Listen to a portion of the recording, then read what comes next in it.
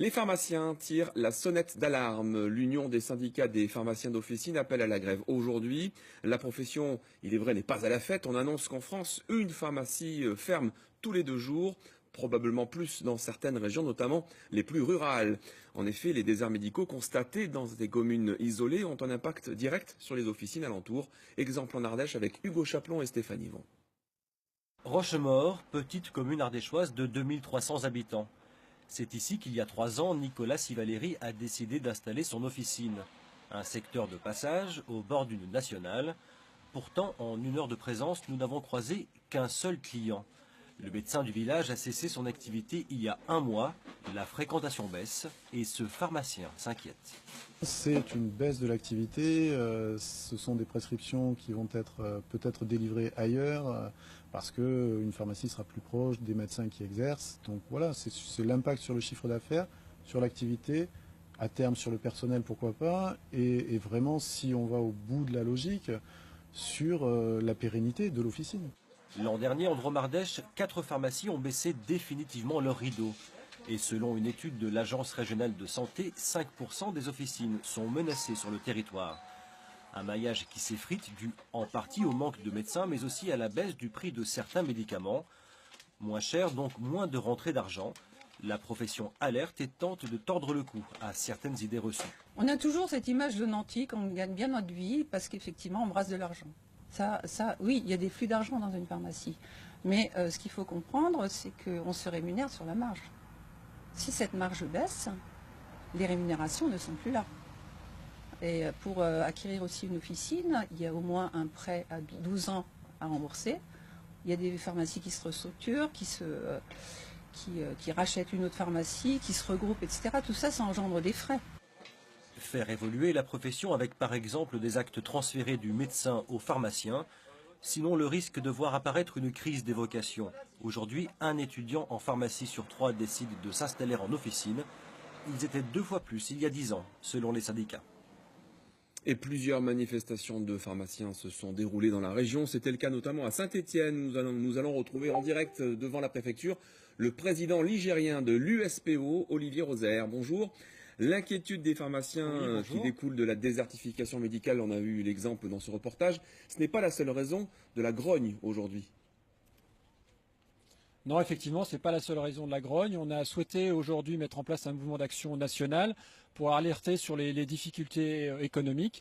Donc certes, on subit la désertification médicale, moins de prescripteurs, mais aussi les contraintes très fortes qui sont mises sur le prix du médicament, sur la diminution du nombre de prescriptions, qui peut être certes une bonne chose, mais qui nous pénalise fortement.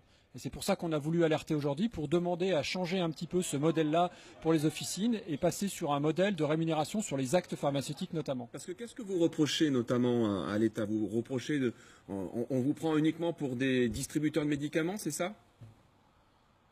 Disons que pour l'instant, la principale rémunération des officines se fait sur la distribution des médicaments. Et aujourd'hui, notre véritable métier, c'est un acte pharmaceutique, c'est l'acte de suivre les patients, de les accompagner dans leur traitement.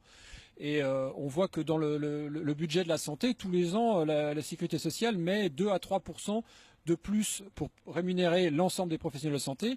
Et les pharmaciens, tous les ans, c'est -2 à -3%. Donc nous, ce qu'on aimerait, c'est que de temps en temps, la balance passe un petit peu chez nous de manière positive. Alors qu'est-ce que vous demandez à l'État? Alors ce qu'on demande à l'État, on va rentrer en négociation conventionnelle à partir du 22 février, là, pour la future convention qui va nous lier pour les 5 prochaines années. Donc nous, ce qu'on demande à l'État, c'est d'être un peu imaginatif, d'essayer de décloisonner un petit peu notre profession par rapport aux autres. Comme vous l'évoquiez dans le sujet précédent, en l'absence de médecins, il devrait être possible pour les pharmacies de pouvoir délivrer, voire prescrire certains médicaments. Vous êtes également inquiet parce qu'il y a un rapport de l'IGAS qui préconise d'ouvrir plus de pharmacies dans les centres commerciaux. Et ça, pour vous, c'est carrément la fin des petites officines. Voilà, alors effectivement, on est un peu sous des tirs croisés en ce moment. Donc ce rapport de l'IGAS a jeté de l'huile sur le feu sur la profession, puisque dans ce qu'on a pu lire, il préconise de remettre des officines dans des lieux qu'ils appellent d'attractivité commerciale et touristique, clairement dans des grandes surfaces. Or, on sait que si une pharmacie se déplace dans une grande surface, elle va entraîner des difficultés économiques pour toutes les pharmacies du bassin tout autour. Et je ne suis pas persuadé que se faire servir des ordonnances de garde la nuit dans une officine de grande surface soit très judicieux pour les patients. Vous confirmez le chiffre que nous avons donné tout à l'heure, c'est-à-dire que tous les 2 jours en France, il y a une pharmacie qui ferme?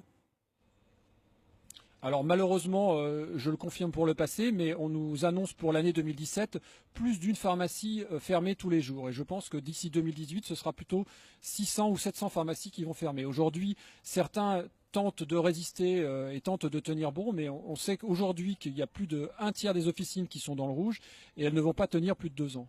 Est-ce que vous pensez qu'effectivement le fait qu'il y ait beaucoup moins de médecins, notamment dans les zones rurales, n'arrange pas les affaires des pharmaciens?